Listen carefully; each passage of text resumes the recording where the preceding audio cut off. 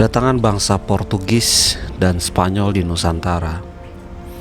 Pada tahun 1512, bangsa Portugis yang di bawah pimpinan Alfonso de Albuquerque bersama armadanya berhasil menguasai Malaka. Selanjutnya pada tahun 1512, Portugis sudah berhasil menguasai Ternate, yaitu dengan mengadakan perjanjian dengan kerajaan Ternate. Namun ternyata Spanyol melakukan sebuah politik yang sudah tidak baik, karena Spanyol sudah melakukan perjanjian dengan kerajaan Tidore, sehingga menyebabkan antara Spanyol dan Portugis saling bermusuhan. Portugis dan Spanyol memang sangat berambisi sekali untuk menguasai dunia. Mereka sudah 2 kali membuat kesepakatan. Kesepakatan pertama pada tahun 1474, mereka melakukan perjanjian Tordesillas.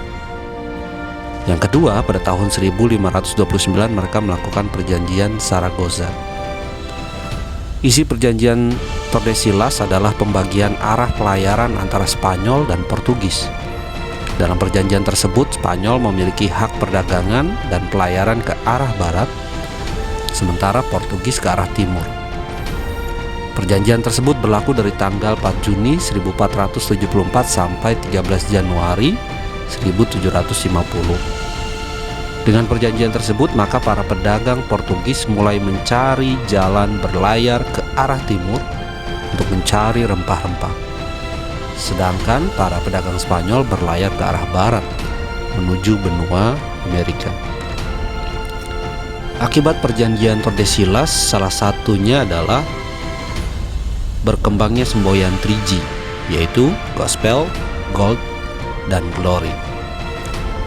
Gospel atau yang kita kenal dengan penyebaran ajaran Katolik dan Kristen. Akibat dari semboyan Gospel tersebut, tidak heran jika para penjelajah selalu didampingi oleh para misionaris Kristen.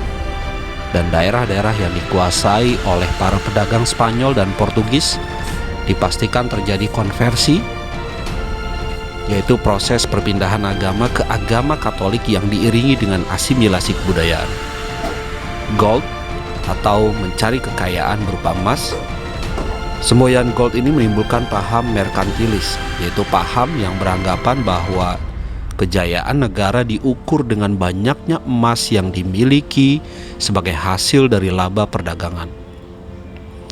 Glory, semboyan glory akhirnya melahirkan imperialisme kuno, karena kejayaan dilihat dari daerah koloni dan jalur perdagangan yang dikuasai.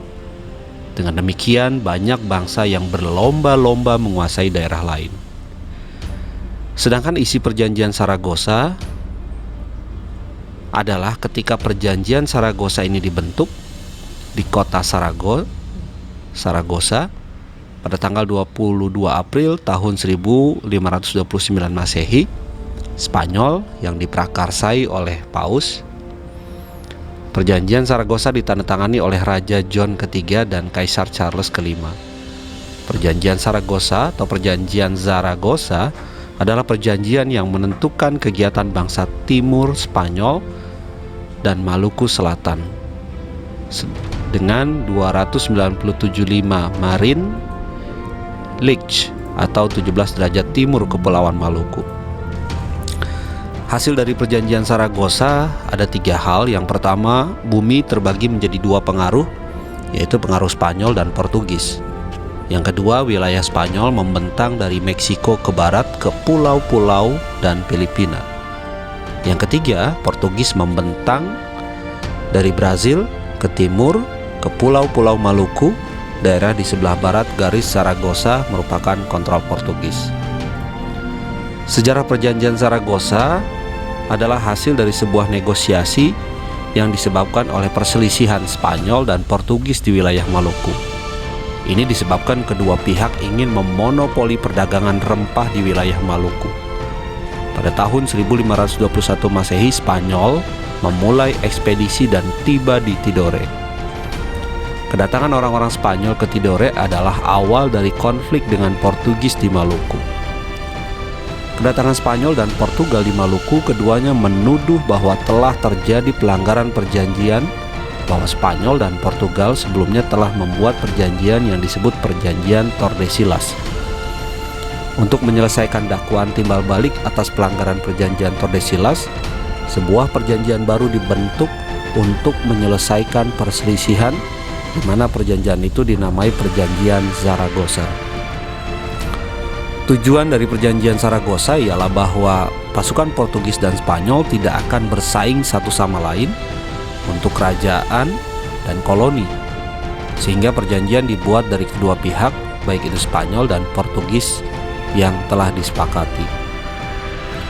Tokoh dari Perjanjian Zaragoza melibatkan dua pihak, yaitu dari pihak Spanyol dan Portugis.